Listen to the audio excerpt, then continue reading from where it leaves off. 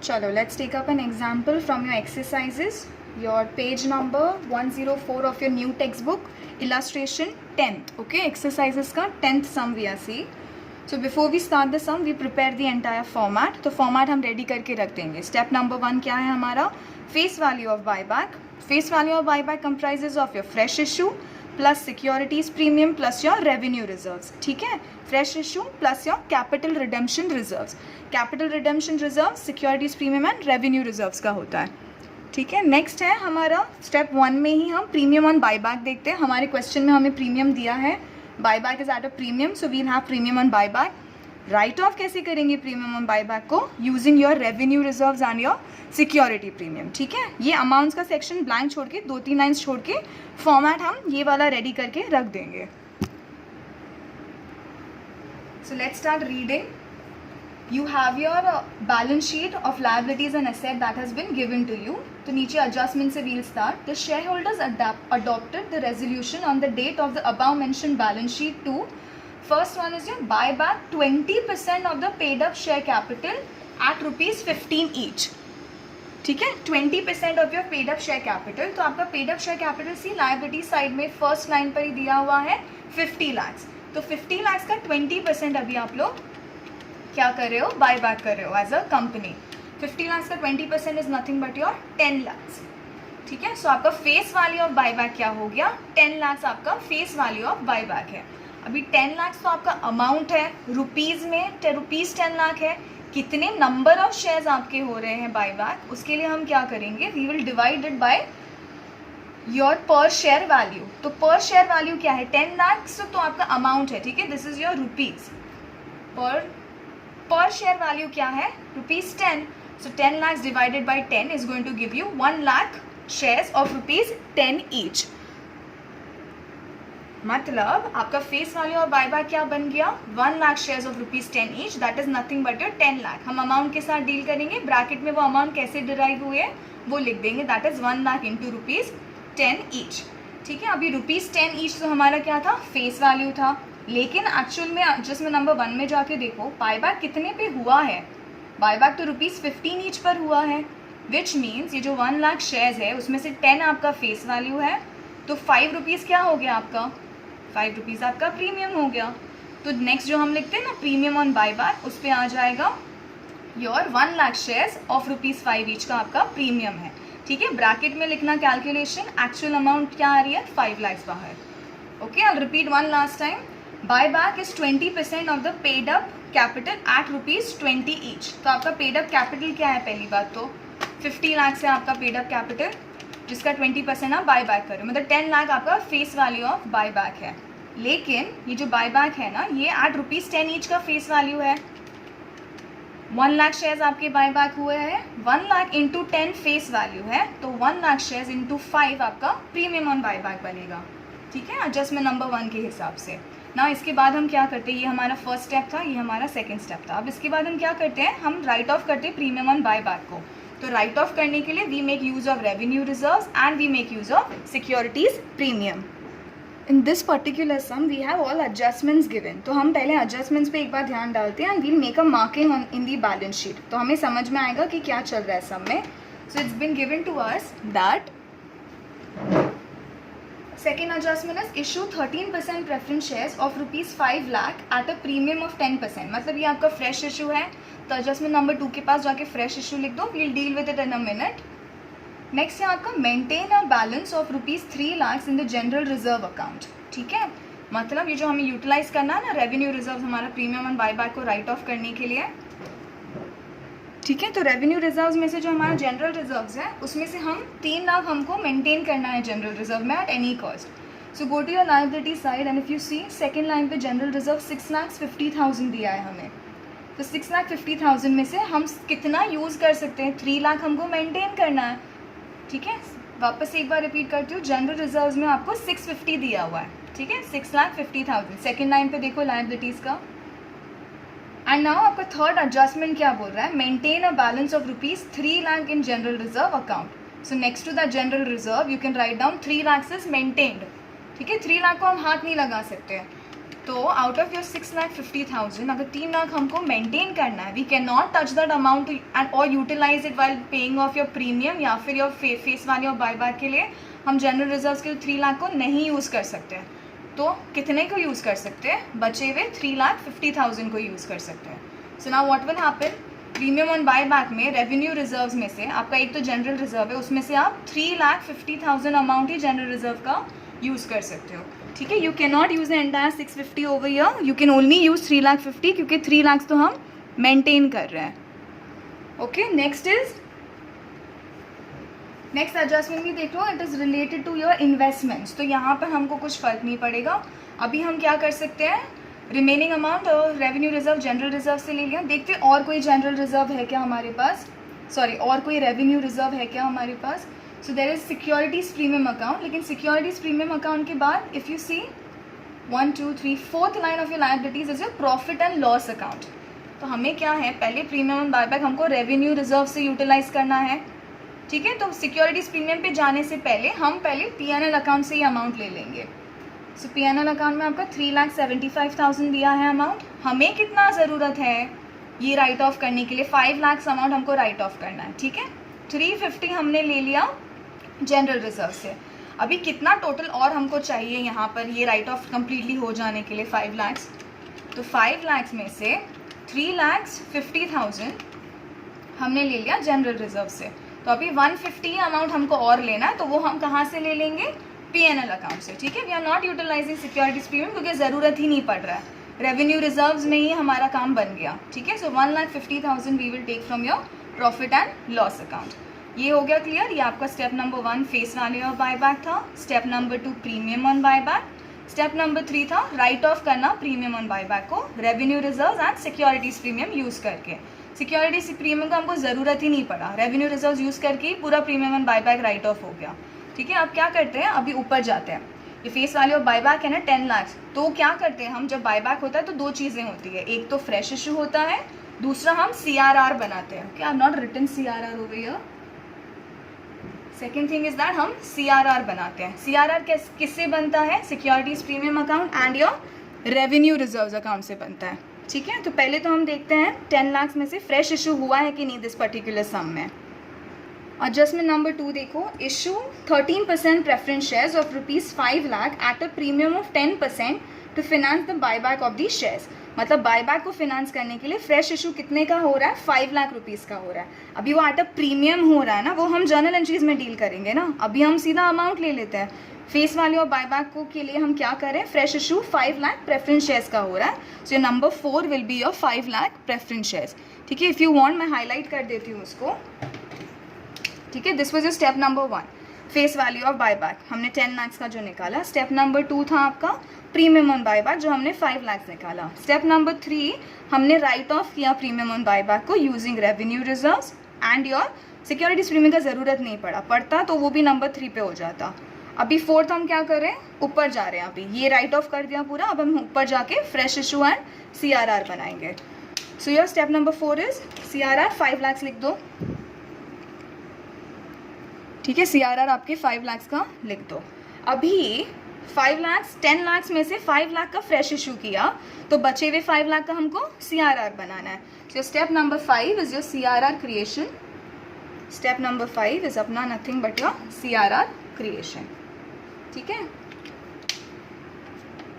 इसी फॉर्मेट में जाना तो आप कुछ मिस नहीं कर दोगे, गलती से भी कोई जर्नल एंट्री मिस नहीं हो जाए, आपका नहीं हो जाए, इसीलिए मैंने ऐसा फॉर्मेट प्रिपेयर किया है ताकि आपको कभी जर्नल एंट्री भी मिस नहीं हो एंड कोई बैलेंस शीट में भी अमाउंट यहाँ की वहाँ नहीं हो जाए। ठीक है, अभी CRR कैसे क्रिएट होता है? CRR के लिए अगेन हम लोग सिक्योरिटीज़ प्रीमियम पहले लेते हैं, फिर हम रेवेन्यू रिजर्व्स का यूटिलाइजेशन करते हैं। ठीक है, एक्चुअली टेक्निकली आप रेवेन्यू रिजर्व्स भी पहले ले सकते हो, but according to your text book, let's follow that text book, वो लोग पहले सिक्योरिटीज़ प्रीमियम को यूज़ करते हैं। ठीक है, यहाँ पर CRR बनाने के लिए। तो अभी 10 लाख अमाउंट था हमारा बायबैक का, उसमें से 5 लाख का हमने फ्रेश इशू किया है, तो अभी सिर्फ 5 लाख का हमको पड़ रहा है ना यहाँ पर, तो मतलब बेसिकली सिर्फ 5 लाख हम यूटिलाइज करेंगे।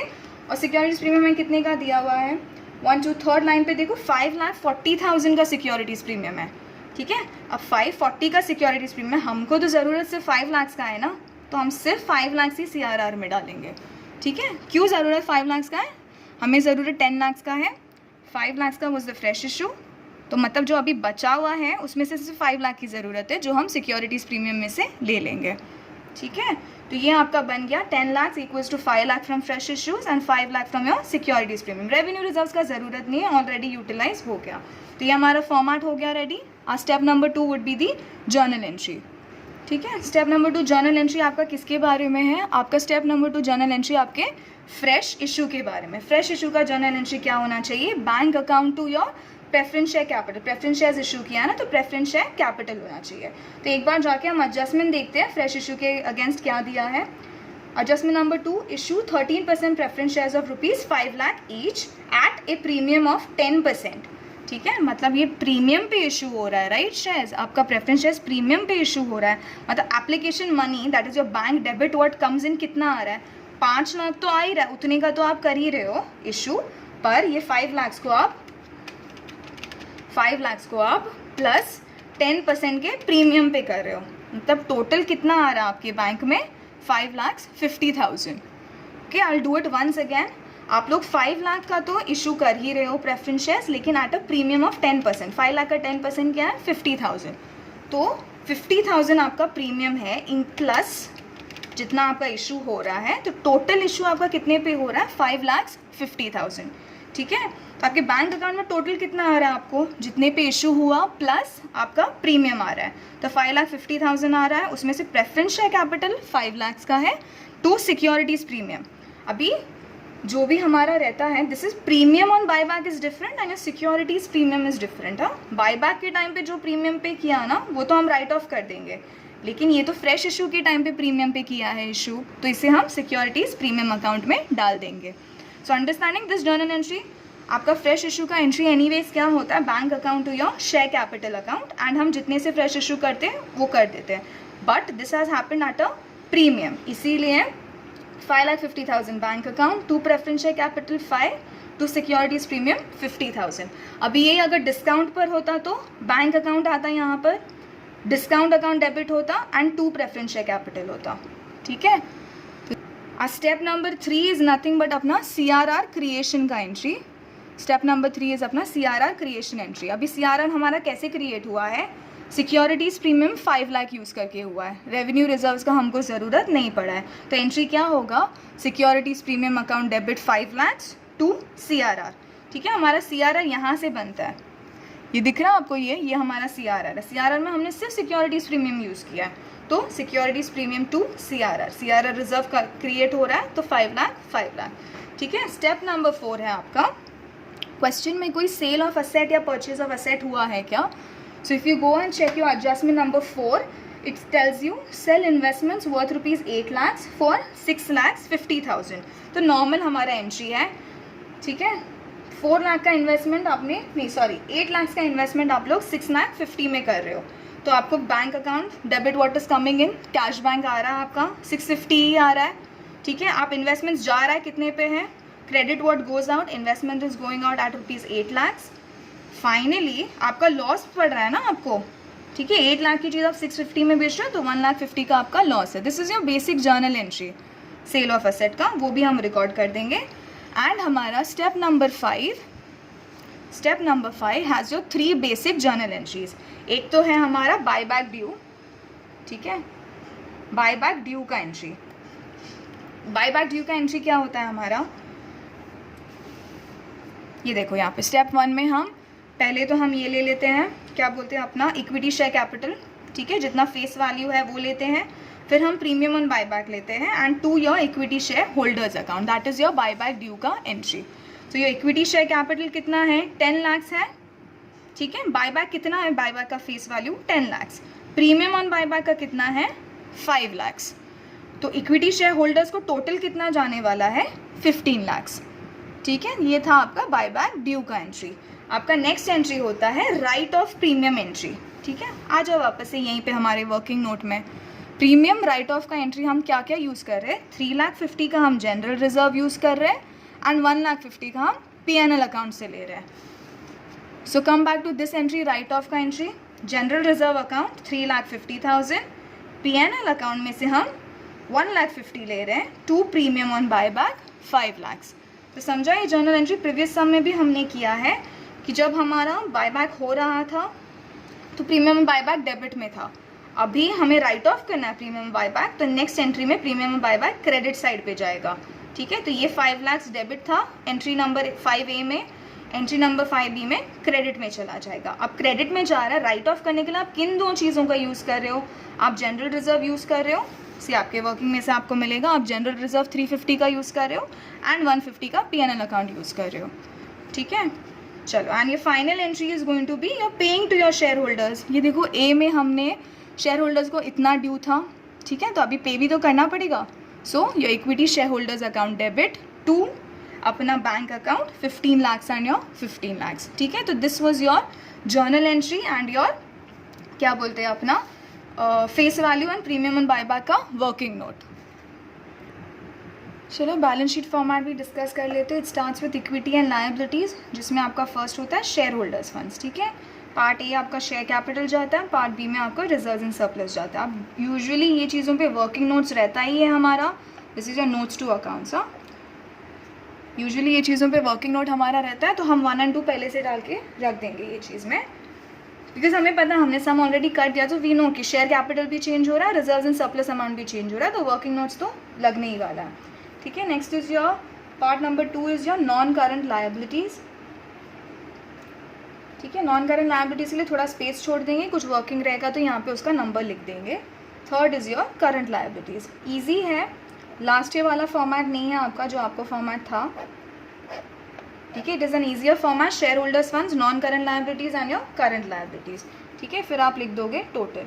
करंट लायबिलिटीज़ भी देखते हैं अगर कुछ वर्किंग रिक्वायर्ड है। ठीक है, नेक्स्ट इज आपका part number 2 that is asset. Part number 2 is your asset. ठीक है, असेट में पहला क्या जाता है आपका नॉन करंट असेट। असेट में आपका फर्स्ट है नॉन करंट असेट। ठीक है, अभी नॉन करंट असेट को फिक्स्ड असेट और tangible fixed asset, intangible fixed asset वैसा करना है वैसा करो, या हम डायरेक्टली लिखते जाएंगे। Next is going to be अपना current asset, current asset and that's it, फिर आपका टोटल। ठीक है, तो फॉर्मेट में आपको कुछ ये नहीं करना है, you don't have to work hard on your format, it's a very basic and your easier format. ठीक है, नोट्स टू अकाउंट्स हम बनाते जाएंगे simultaneously when and where we come across the adjustments for the assets और the liabilities. हमारा ये working अभी बहुत ज़रूरी है। ओके, वर्किंग नोट से हमने जर्नल एंट्रीज बनाया, अभी जर्नल एंट्रीज से हमारे लायबिलिटीज़ और असेट हमारे बैलेंस शीट बनने वाली है। ठीक है, सो आपकी जर्नल एंट्रीज सामने रखिए when you are making your balance sheet. ठीक है, we make a notes to accounts का फॉर्मेट भी सिमिलरली, नोट्स टू अकाउंट्स का भी हम फॉर्मेट बना देंगे। योर नोट्स टू अकाउंट्स, ठीक है, उसमें नोट नंबर 1 था हमारा, चाहिए तो you can make a double column और a single column also, it is all right. हाँ, ये सब चीज़ पे इतना ये ज़रूरी नहीं है, double column single column you can make whatever you want. So आपका फर्स्ट तो बन जाएगा शेयर कैपिटल के लिए, बहुत चेंजेस होने वाले, फ्रेश इशू भी है प्लस बाय बैक भी है। ठीक है, सो फर्स्ट आपका शेयर कैपिटल है। So let's have a look at the question. Question पे जाने की ज़रूरत नहीं है, एवरीथिंग हैज़ बिन फ्रेम्ड, अपने जर्नल एंट्री से हमको सब मिल जाएगी वैल्यूज़, कौन सी वैल्यू चेंज होने वाली सब हमें जर्नल एंट्री से मिल जाएगा। ओके, सो फर्स्ट तो क्वेश्चन से ओरिजिनल शेयर कैपिटल का वैल्यू क्या था, ओल्ड शेयर कैपिटल का वैल्यू बिफोर एनी बायबैक और एनीथिंग, इट वाज 50 lakhs। ठीक है, अभी देखते हैं आगे क्या हो रहा है। आपका जर्नल एंट्री नंबर फर्स्ट देखो, that is your step number 2 में फ्रेश इशू हो रहा है। ठीक है, फ्रेश इशू होके आपका क्या आ रहा है, आपका प्रेफरेंस शेयर कैपिटल आ रहा है आपके पास। सो क्या होना चाहिए इसका इफेक्ट, शेयर कैपिटल अभी इतना है आपका, अभी आपके पास न्यू इशू आ रहा है, मतलब शेयर कैपिटल बढ़ रहा है। पहली बात तो न्यू प्रेफरेंस शेयर कैपिटल से आपका शेयर कैपिटल बढ़ रहा है, कितने से बढ़ रहा है 5 lakhs। ठीक है, 5 लाख से आपका शेयर कैपिटल बढ़ रहा है, तो ये इफेक्ट हमने दे दिया।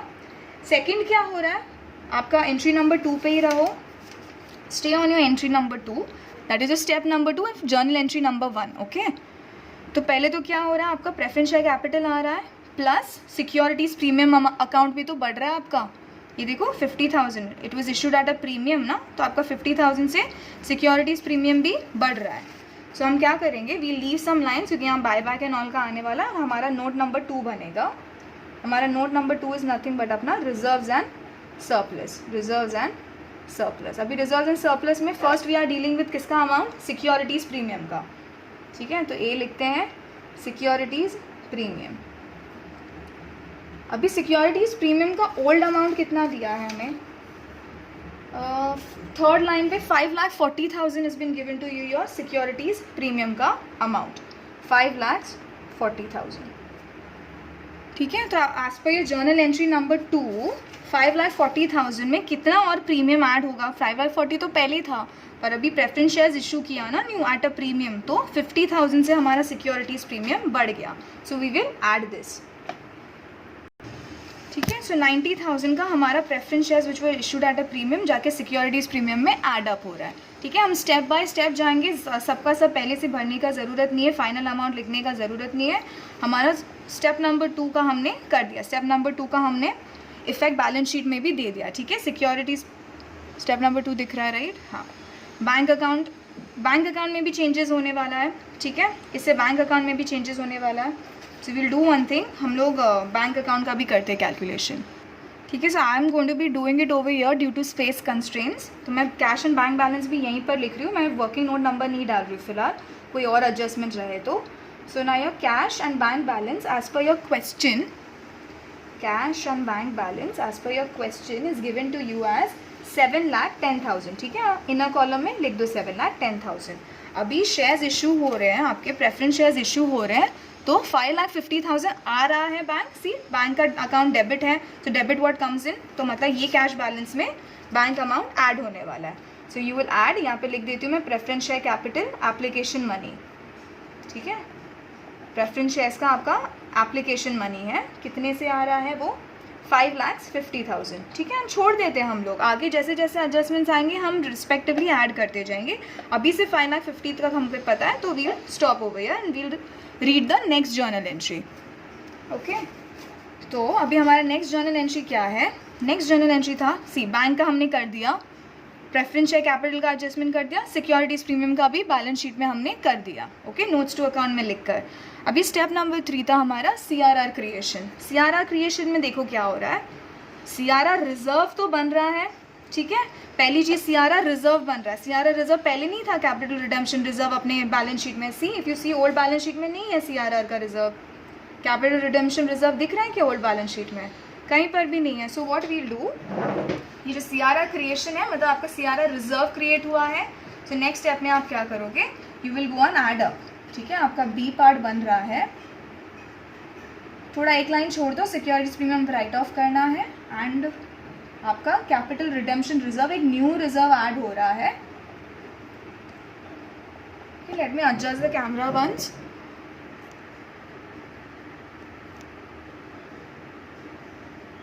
ओके चलो, कैपिटल रिडेम्पशन रिजर्व आपका कितने का बन रहा है, 5 लाख का बन रहा है, ठीक है। ये हमने आपकी जर्नल एंट्री जो है, जर्नल एंट्री नंबर 2 में से हमने ये वाला इफेक्ट दे दिया, ठीक है।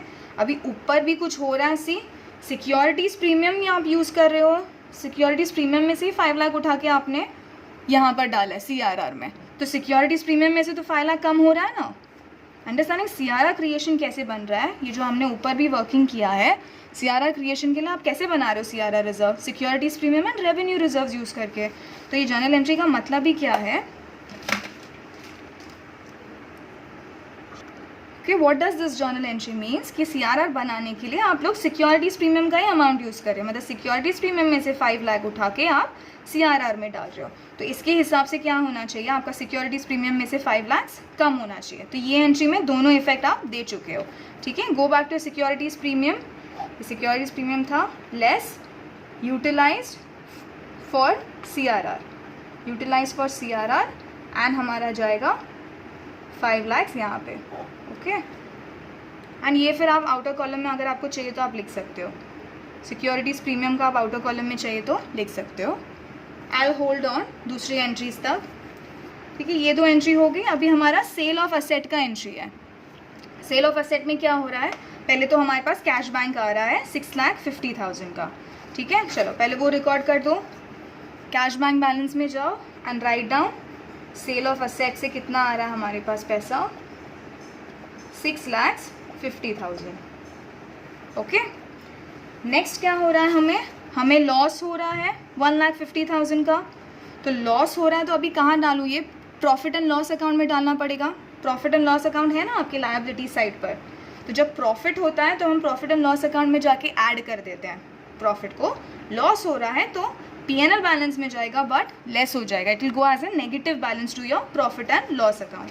तो अभी आपके रिजर्व एंड सरप्लस में ही सी पार्ट में you can write down profit and loss account, ठीक है, प्रॉफिट एंड लॉस अकाउंट। अभी profit and loss account originally कितना दिया था हमें, 3,75,000 का दिया था, ओके, 3,75,000 का हमको प्रॉफिट एंड लॉस अकाउंट दिया था। This is your capital redemption reserve, don't get confuse, ये अमाउंट भी हम बाहर लिख देंगे चाहिए तो बाद में। प्रॉफिट एंड लॉस अकाउंट का ओल अमाउंट क्या दिया है आपको, 3,75,000।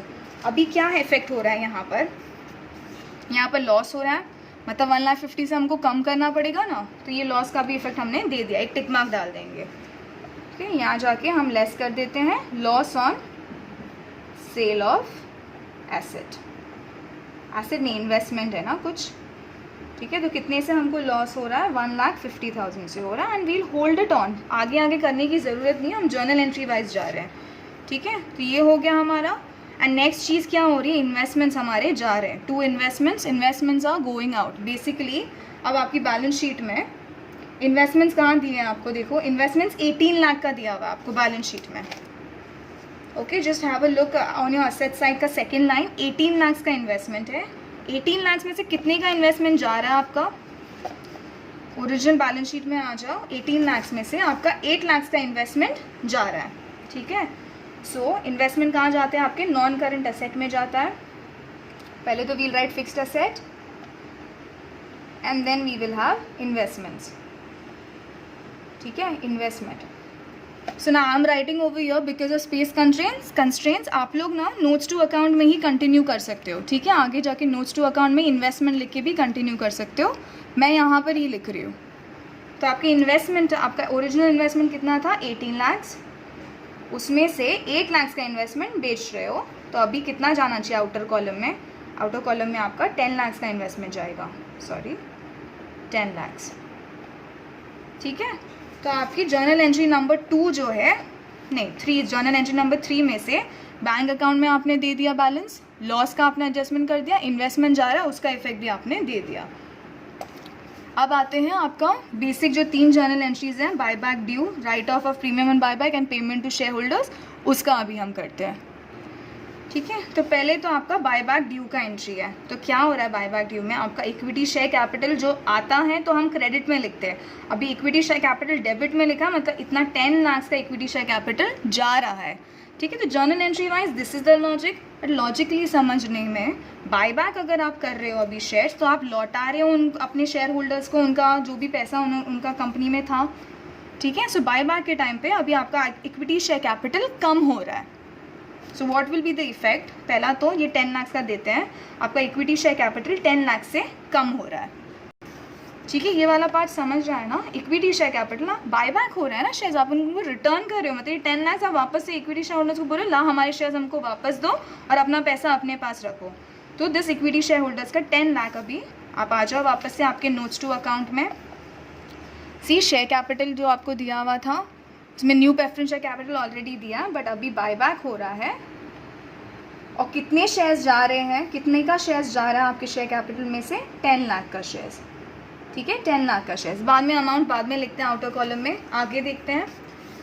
सेम एंट्री 5A में ही एंट्री में देखो क्या हो रहा है, प्रीमियम ऑन बाय बैक ना, why don't we record premium on buy back, क्योंकि देखो ना नेक्स्ट एंट्री में आके राइट ऑफ ही हो रहा है प्रीमियम ऑन बाय बैक, ठीक है। ये जो नेक्स्ट जर्नल एंट्री ना 5B, उसमें आके premium on buy back is going to be written off. अभी राइट ऑफ हो रहा है तो बैलेंस शीट में डालने का ज़रूरत ही नहीं है ना, ऊपर आया भी है तो नीचे राइट ऑफ भी हो रहा है, तो it is not going in your balance sheet, तो उसका इफेक्ट हम नहीं देंगे प्रीमियम ऑन बाय बैक का, ठीक है। नेक्स्ट है आपका 2 इक्विटी शेयर होल्डर्स, वो जाने दो, इक्विटी शेयर होल्डर्स को जो मिल रहा है उससे हमारा कोई लेना देना नहीं, कंपनी का बैलेंस शीट उससे अफेक्ट नहीं होने वाला है, so this will also be ignored.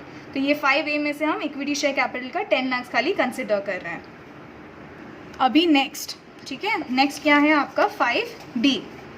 5B क्या है आपका, राइट ऑफ प्रीमियम का एंट्री, तो राइट ऑफ में प्रीमियम राइट ऑफ कर रहे हैं तो प्रीमियम ऑन बाय बैक तो नहीं आएगा आपकी बैलेंस शीट में, लेकिन हम क्या यूज़ कर रहे हैं उसको बाय बैक करने के लिए, जनरल रिजर्व 3,50,000 का जा रहा है premium on buy back write off करने, और PNL अकाउंट भी 1,50,000 का जा रहा है premium on buy back write off करने के लिए, ठीक है। So we'll deal with one thing at a time. पहले हम जनरल रिजर्व्स उठाते हैं, ठीक है, जनरल रिजर्व्स उठाते हैं। आ जाओ वापस से आपके रिजर्व्स इन सरप्लस में, प्रॉफिट एंड लॉस में एक लाइन छोड़ के you can write down the D part as your general reserve. General reserve कितना दिया था पहले इनिशियली, सेकेंड लाइन देखो लायबिलिटीज़ का 6,50,000 दिया था, ठीक है, 6,50,000 आपका ओल्ड बैलेंस था। अब उसमें से हम कितना यूटिलाइज करें प्रीमियम ऑन बाय बैक को राइट ऑफ करने के लिए, 3,50,000। So minus 3,50,000, okay, minus 3,50,000। तो कितना मिल रहा है आपको, जनरल रिजर्व 3 लाख का मिल रहा है। जैसा उन्होंने एडजस्टमेंट में भी बोला था 3 लाख को तो आपको मेंटेन करना ही है जनरल रिजर्व, ये सीधा हम आउटर कॉलम में भी लिख सकते हैं, okay. Don't get confuse in the format. आप लोग चाहिए तो आप लोग 3 कॉलम्स भी बना सकते हो। मेरे पास स्पेस का बहुत प्रॉब्लम है, इसीलिए हम adjusting it in the 2 columns, ठीक है। मैं नहीं बना सकती हूँ ऐसा, फिर कैमरा में वो फिट नहीं होगा अगर मैंने 3 कॉलम्स बना लिए तो। So please try to understand. हम सिक्योरिटीज़ प्रीमियम अलग से लिख रहे हैं, B कैपिटल रिडेम्पशन रिजर्व है, C आपका प्रॉफिट एंड लॉस अकाउंट है, D आपका जनरल रिजर्व है, ठीक है। तो जनरल रिजर्व का फाइनल अमाउंट 3 लाख है, अभी और कोई एडजस्टमेंट नहीं है उस पर, तो हम 3 लाख सीधा बाहर लिख लेते हैं आउटर कॉलम में ऐड करने के लिए, ठीक है। अभी नेक्स्ट क्या है, come back to entry number 5B। General reserve हमने कर लिया, अभी हम PNL अकाउंट में कितना यूज़ कर रहे हैं, 1,50,000 PNL अकाउंट में से यूज़ कर रहे हैं। तो चलो यहाँ पे आके प्रॉफिट एंड लॉस अकाउंट आपका C पार्ट है, I hope it is visible. ये प्रॉफिट एंड लॉस अकाउंट है, उसमें से ऑलरेडी सेल का जो लॉस ऑन सेल था वो 150 हम कम कर चुके हैं। अभी फिर से premium on buyback, premium on buyback का राइट ऑफ है ना, राइट ऑफ के लिए इट वाज यूज, तो वापस से 1,50,000 लेस होगा। तो अभी फाइनली कितना है आपका PNL अकाउंट के बाहर के कॉलम में कितना जाने वाला है, तो 3,75,000 में से 1,50,000 हमारा किस में गया, loss on sale of asset जो हुआ था उसमें, और 1,50,000 हमारा राइट ऑफ में जा रहा है। तो we have only 75,000 left at present. So PNL account outer column में जाएगा 75,000, ओके। चलो जनरल रिजर्व आउटर कॉलम हमने लिख दिया, ये आउटर कॉलम लिख दिया। कैपिटल रिडेम्पशन रिजर्व लिख लेते हैं आउटर कॉलम में, उसमें कोई चेंजेस नहीं है, 5 लाख। एंड अभी सिक्योरिटीज़ प्रीमियम में भी कोई चेंजेस नहीं होने वाला है, तो सीधा हम आउटर कॉलम में लिख देते हैं, दैट इज़ 5,40,000 प्लस 50,000, ठीक है, प्लस 50,000 है, माइनस आपका 5 लाख है, माइनस 5 लाख है यूटिलाइज फॉर CRR। तो अभी आपका 90,000 का सिक्योरिटीज़ प्रीमियम बैलेंस शीट में जाएगा, तो आउटर कॉलम में लिख दो 90,000, okay. Technically there is a third account that is made over here जो ये सारे बैलेंसेस आपके ऐड करेगा, ठीक है, ये जो सेकंड कॉलम के है, पर मेरे पास जगह नहीं है, आप लोग एक थर्ड कॉलम चाहिए तो नोट्स टू अकाउंट्स में बना सकते हो, ओके। चलो अभी we'll go to a final journal entry, ठीक है। फ्लो समझ में आ रहा है ना, पहले वर्किंग किया, वर्किंग के थ्रू हम जर्नल एंट्रीज बना रहे हैं, क्वेश्चन हमको नहीं देखना पड़ रहा है, जर्नल एंट्रीज के थ्रू हम लोग बैलेंस शीट बना रहे हैं, हमको क्वेश्चन नहीं देखना पड़ रहा है उसके लिए भी। सो अभी फाइनल जर्नल एंट्री हमारी बची हुई है, that is payment is made to share holders. कितना हो रहा है, 15 लाख का पेमेंट कर रहे हैं। So shareholders to bank, ठीक है, cash bank is going out ना, तो 15 लाख से आपका कैश बैंक का बैलेंस भी कम हो रहा है। Make a line over here and I highlight this, तो आपको डिविजन समझ में आएगा, ओके। अभी आपका कैश बैंक कितने से कम हो रहा है, less payment to share holders, कितने से कम हो रहा है, 15 लाख, ओके। अभी और तो कोई जर्नल एंट्री हमारे पास है नहीं, और कोई एडजस्टमेंट नहीं है। ये भी आपका जो फाइनल जर्नल एंट्री था ना, उस पर भी टिक मार्क डाल दो, बैंक का हो गया। शेयर होल्डर्स को मिल रहा है उससे हमको फर्क नहीं पड़ता, वो अपने अकाउंट में रिकॉर्ड करेगा, company is not going to record that. All the journal entries are done, ठीक है। अभी हम लोग क्या कर सकते हैं, फाइनल पोस्टिंग हम लोग स्टार्ट कर सकते हैं। So as per your balance sheet में फर्स्ट क्या आपका शेयर कैपिटल है, ठीक है, शेयर कैपिटल है, उसमें क्या हो रहा है अभी शेयर कैपिटल में फाइनल अमाउंट क्या मिल रहा है आपको शेयर कैपिटल का, 50 lakh plus 5 lakh minus buy back का 10 लाख, ठीक है। 45 लाख का आपका आउटर कॉलम में लिख दो सीधा, 45 lakh and circle this up so you know कि 45 lakhs फाइनली ट्रांसफ़र हो रहा है. So you now go to your balance sheet and you will write down number 1 पे 45 lakhs. ठीक है, आपका शेयर कैपिटल है 45 lakhs का. नेक्स्ट है आपका रिजर्व्स एंड सरप्लस. उसका टोटल कितना मिल रहा है अभी? रिजर्व्स एंड सरप्लस कोई और बचा है क्वेश्चन में? नहीं. General reserve, securities premium and P&L account हमने ले लिया. चलो अब हम इसमें क्या क्या ऐड करेंगे. पहले तो सिक्योरिटीज़ प्रीमियम का आउटर कॉलम 90,000. ठीक है, take 90,000 on your calculator plus, दिख रहा है ना ये, हाँ, प्लस अब और क्या है? Capital redemption reserve. C A part हो गया, बी पार्ट है आपका कैपिटल रिडेम्पशन रिजर्व 5 lakhs का. तो now we are adding your 5 lakhs. ठीक है, और क्या है हमारे पास? P&L अकाउंट का फाइनल बैलेंस कितना आ रहा है? ओनली 75,000. तो हम 75,000 ऐड कर लेंगे. एंड हमारा जनरल रिजर्व का फाइनल अमाउंट आ रहा है 3 lakhs. तो हम 3 lakhs को ऐड कर देंगे. Okay, so near we are getting 9,65,000. Technically 9,65,000 यहाँ के थर्ड कॉलम में जाना चाहिए. I don't have it so I write it over here. 9,65,000. ठीक है, डाल दो बैलेंस शीट में रिजर्व्स एंड सरप्लस में 9,65,000.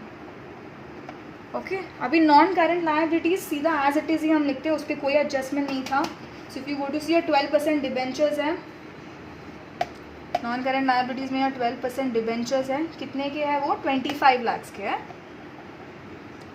And you also have term loan. Non current liability में टर्म लोन भी जाता है. टर्म लोन है आपका 13,25,000 का. तो इन दोनों का टोटल क्या हो रहा है?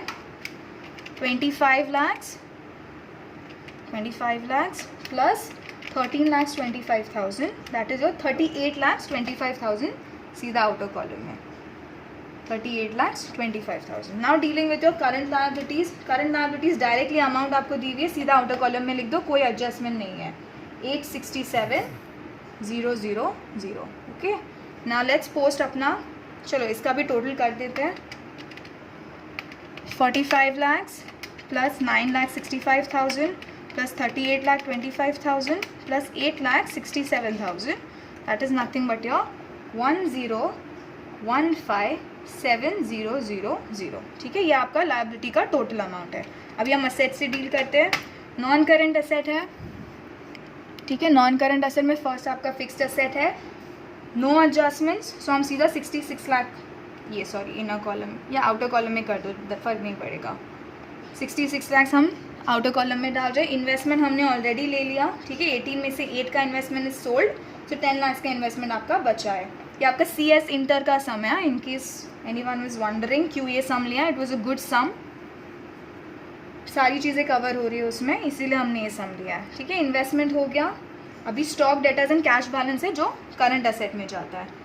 तो स्टॉक पे देयर इज़ नो एडजस्टमेंट, सीधा लिख दो आउटर कॉलम में 11,87,000. सन्ड्री डेटर्स आप डायरेक्टली लिख सकते हो, देयर इज़ नो एडजस्टमेंट, 9,60,000. ठीक है, and see cash and cash equivalent में अभी यहाँ पर आप वर्किंग नोट नंबर 3 डाल सकते हो, क्योंकि हमने यहाँ पे किया ही है. ठीक है, सो देखते हैं कैश एंड कैश इक्विवेलेंस कितना आ रहा है आपके पास. 7,10,000 प्लस 5,50,000 प्लस 6,50,000 माइनस, ये हम नोट्स टू अकाउंट में बाय द वे, जहाँ पे हमने वर्किंग नोट बनाया कैश एंड कैश बैलेंस का, minus 15 lakhs payment that was made to the shareholders. तो 4,10,000 हमारे पास कैश बैंक का आ रहा है अमाउंट. Okay, write down 4,10,000. आपकी बैलेंस शीट यहाँ पे आउटर कॉलम में लिख दो 4,10,000, और आपकी बैलेंस शीट में भी जाके सीधा 4,10,000 लिख दो. Okay, and now tally and see if the same amount is coming. 66 lakhs plus 10 lakhs plus ये क्या है 11,87,000 प्लस 9,60,000 एंड प्लस योर 4,10,000. ठीक है, सेम अमाउंट आ गया, हमारा बैलेंस शीट टैली हो गया. Okay, balance sheet is ready with us. ये देखो दोनों टैली हो गया, liability and your asset amount, and we are done with this some.